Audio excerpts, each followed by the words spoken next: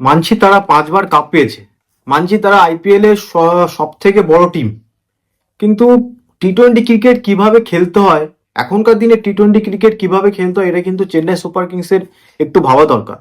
Chennai super কিংসকে ছোট করছি না, কারণ সেখানে মহেন্দ্র সিং ধোনির মতো বড় একটা ক্যাপ্টেন যে 5বার আইপিএল টাইটেল জিতেছে, সেই টিমটা ঘরের মাঠে 4টে ম্যাচ হেরে যাবে, তাও আবার দিল্লি, কলকাতা প্লাস ব্যাঙ্গালোর প্লাস রাজস্থানের সাথে। এটা কখনো আমরা ভাবিনি।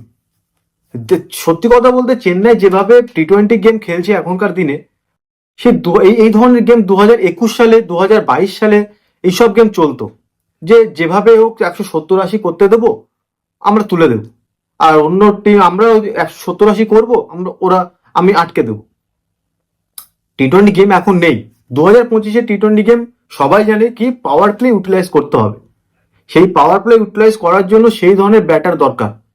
Philip Salt, Quinton de Kock, Sunil Narine, Jaiswal, Samson, Sai Sudharsan, Shubman Gill, নাম অনেক আছে, কিন্তু চেন্নাই সুপার কিংসের যে নামগুলো আছে, ডেভিন কনওয়ে ওয়ানডের ব্যাটসম্যান, রচিন রবীন্দ্রা ওয়ানডের ব্যাটসম্যান, প্লাস আরেকটা জিনিস টি-20 গেম এখনকার দিনে যেটা করতে হয়, মিডিল ওভারে কি করতে হয়, মিডিল ওভারে অ্যাটাকিং খেলতে হয়। কারণ মিডিল ওভারে তুমি যদি ব্যাকফুটে চলে যাও, তোমার স্কোর কিন্তু ওই 130-150-র মধ্যে আটকে যাবে, তুমি তখন 180-90 করতে পারবে না।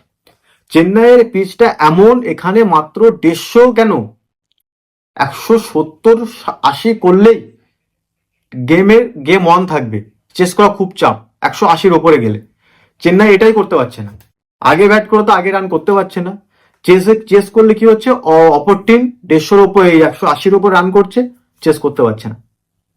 টিমটার মধ্যে কি হচ্ছে, রাহুল ত্রিপাঠী, দীপক হুডা, শিবম দুবে, রবীন্দ্র জাদেজা, এই ধরনের ব্যাটসম্যান নিয়ে টি-20 খেলা যাবে না।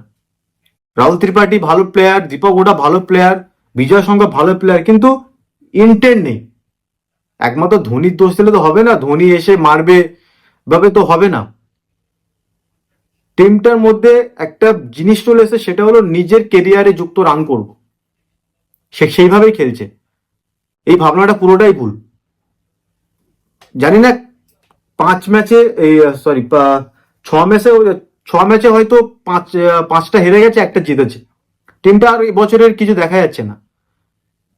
টিমটা নিলামেই ভুল করেছিল, আমি প্রথম ভিডিও থেকে বলে এসেছি, টিমটা নিলামেই ভুল করছে। কারণ এই ধরনের মিডল অর্ডার নিয়ে কখনো দেখা যায় না সেমিফাইনালে। হয়তো 1-2 ম্যাচ জিতবে, এখন আশা করা যায় 7-8টা ম্যাচ আছে, জিততে পারে, কিন্তু টুর্নামেন্ট জেতা যাবে না। শিবম দুবে একমাত্র প্লেয়ার মিডল অর্ডার যে অ্যাটাকিং খেলবে, বাকি প্লেয়ারগুলো টুকটুক টুকটুক টুকটুক করবে। ওভাবে টি-20 গেম খেলা যায় না। অন্যান্য টিম, যে টিম ভালো করছে, মানে কি বল, আইপিএল এর দুনিয়া কিন্তু পাল্টে গেছে। মুম্বাই ইন্ডিয়ান্স 5টা কাপ নিচের দিকে, হায়দ্রাবাদ 2টো কাপ নিচের দিকে, চেন্নাই 5টা কাপ নিচের দিকে। কারা ওপরে? ব্যাঙ্গালোর, দিল্লি, পাঞ্জাব, গুজরাট, লখনৌ, এরা ওপরে।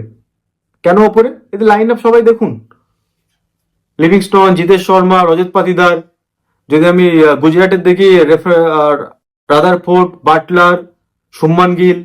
আমি যদি পাঞ্জাবের দেখি, সেখানে ম্যাক্সওয়েল, স্টয়নিস, নেহাল বাজিরা, শ্রেয়াস আয়ার, ইন্টেন আছে। পাঞ্জাবের কি হয়েছিল, 85 রানে 5 উইকেট, সেখান থেকে 200 করে দিয়েছিল।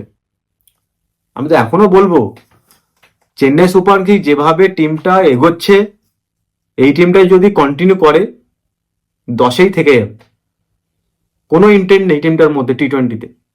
বিজয় শঙ্কর টি-20 গেম খেলতে পারে? দীপক ওরা লাস্ট কবে ফর্মে ছিল? রাজস্থান রয়্যালস হয়ে খেলতো, লখনৌতে গিয়ে অফ ফর্ম। রাহুল ত্রিপাঠী কলকাতাতে সুপার ফ্লপ খেলো, হায়দ্রাবাদে বসিয়ে দিল। ডেভেন কনওয়ে সে 130টা রাইডারে খেলছে, রিটায়ার হার্ট করতে হচ্ছে। রবীন্দ্র তো চ্যাম্পিয়ন্স ট্রফির পরে স্ট্রাইক রোটেটই করা ভুলে গেছে, 6 মারবে কি করে। গাইকোয়াড় চলে গেছে অন ডাউনে, শেষ টিমটার মধ্যে। কি বেঁচে আছে? কিচ্ছু বেঁচে নেই।